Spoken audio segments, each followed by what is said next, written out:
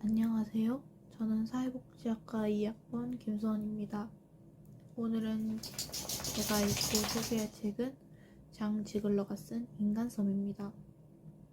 이 책을 선택하게 된 계기는 가오와 나옴이라는 영화를 보고 난 이후 난민 문제와 난민이 겪고 있는 현실에 대해 더 알아보고 싶어져서 선택하게 되었습니다. 이 책은 유럽 난민에 관한 이야기를 써놓은 책이며 그중 레스보스 섬의 난민 핫스폿에서 일어나는 일들에 대해 써놓은 책입니다. 그렇다면 먼저 난민 핫스폿은 무엇일까요? 인간섬에서 말하는 난민 핫스폿은 에게해 위에 있는 섬들 가운데 소아시아에서 가장 가까운 5개의 섬 레스보스, 코스, 레로스, 사모스, 키오스를 의미합니다. 이곳은 시리아, 이라크 등 전쟁과 고문 그리고 국가의 파괴를 피해 그리스 해안으로 접근하는 수천 명의 난민을 받아들이는 장소입니다. 이 책의 18개의 목차 중 몇 가지를 소개해드리도록 하겠습니다.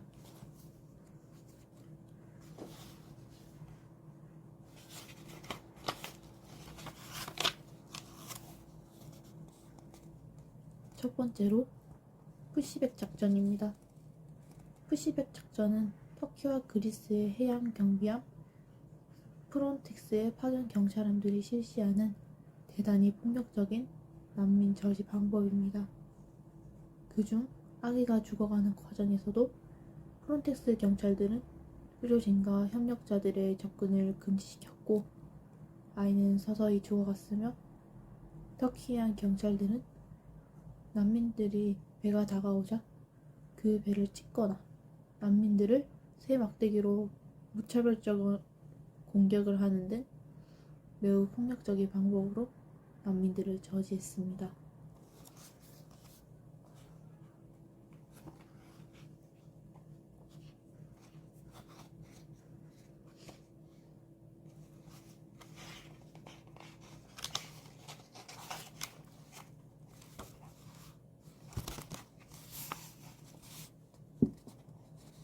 다음으로는 실패와 부패입니다. 이 핫스폿의 5개의 섬의 총 책임은 그리스 정부입니다. 그리스 정부는 매년 유럽연합으로부터 1억 유로를 받고 있지만 이 돈의 정확한 경위를 알지 못합니다. 이 돈이 과연 난민들을 위해 사용되는 것인지 그저 해안 경찰들의 배를 불리는 것인지 알 수가 없습니다. 이 돈을 받는데도 난민은 왜 열악한 환경에서 지내야 하고 무차별적인 폭력을 당하고 식량 또한 제대로 구하지 못해 굶주리며 살아가는지 이 부분에서 의문을 느꼈습니다.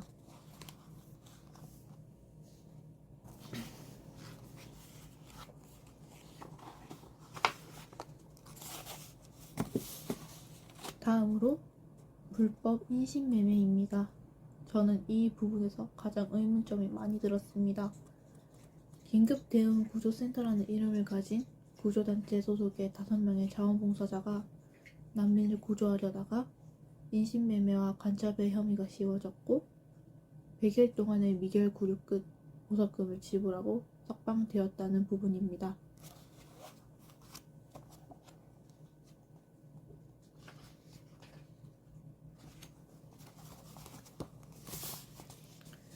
다음은 올리브나무 숲입니다. 이 부분에서는 모리안 난민촌에서 난민의 생활들이 쓰여져 있는 부분입니다. 난민들은 이곳에 모여 추운 겨울 온수도 나오지 않는 화장실에서 씻고 한 화장실에 100명이라는 인원이 함께 사용하며 대소변은 아무데나 쌓여있고孕婦나 어린이를 위한 약과 의사는 전무한 상태이며 여성들이 화장실을 갈 때 성추행을 당하거나 폭력을 당하는 등 처참한 생활 환경이 있는 그대로 쓰여져 있는 부분이었습니다.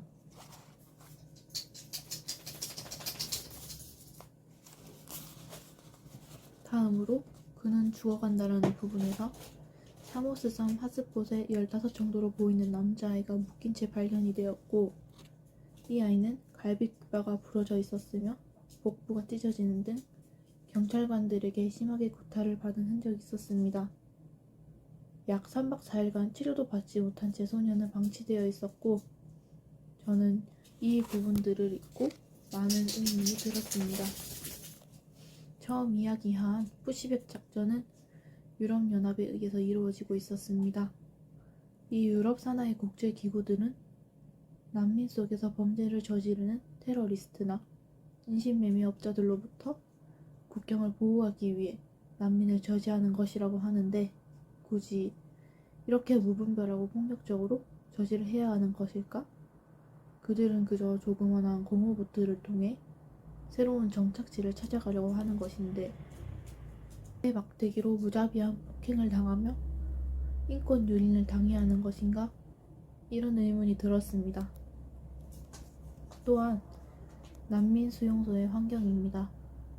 난민 수용소의 환경은 그닥 좋지 못하다는 것은 평소에도 알고 있었습니다. 신문기사, SNS, 또한 유튜브 영상을 통해 이 부분에 대해서는 저도 알아본 바가 있습니다. 하지만 이 책을 통해 상상을 초월할 정도로 열악하다는 것을 깨달았습니다. 이 난민 수용소에서마저도 여성들을 화장실을 갈 때마다 공포를 느끼고 추행을 당하고 폭행을 당하는 것과 대소변의 관리 또한 제대로 되지 않아 생쥐들과 함께 살아간다는 것, 그리고 난민 수용소에서 배급하는 식량이 턱없이 부족하고 겨울에는 온수조차 나오지 않아 추위에 허덕이며 살아가는 것, 저는 이 모든 게 안타깝고 마음이 아프다라는 생각을 했습니다.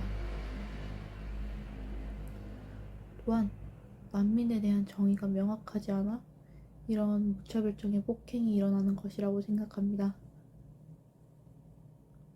지금 국제공법상 난민으로 인정하는 경우는 전쟁이나 국가의 소멸 외에는 인정하지 않습니다. 아프리카를 비롯한 후진국들의 기아들은 난민으로 인정되지 않는다는 것입니다. 하지만 이 기아들을 도와줄 수 있는 국제공법은 아직 존재하지 않습니다. 이러한 정확한 법률과 규정이 없어 사람들은 난민 수용소에서 그저 굶주리고 열악한 환경에서 살아가야 된다고 생각하였고, 또한 다른 나라의 해양경찰과 그리스 정부로부터 아무런 조치를 받지 못한 채 무차별적인 폭력을 당한다고 생각했습니다.